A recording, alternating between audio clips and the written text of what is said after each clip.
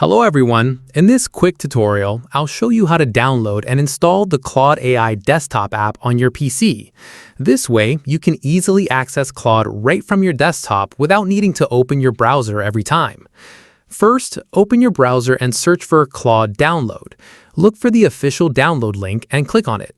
To make things even easier, I've also included the direct link in the description box below.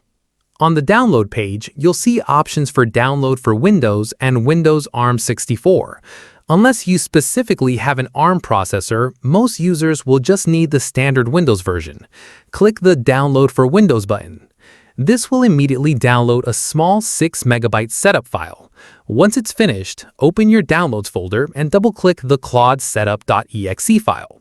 The installer will open and begin downloading the rest of the application, which is about 230 megabytes. You can just minimize your browser and wait for the download to finish. It will install the app automatically. If Windows asks for administrator permission during this process, simply click Yes.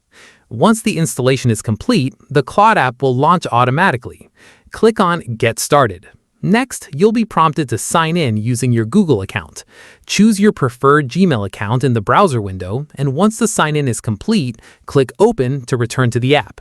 And there you go, Claude is successfully installed. The setup process will show you some handy keyboard shortcuts and ask if you want to keep the claw icon in your system tray menu bar. You can choose what works best for you, but for now, I'll skip these options and click Continue.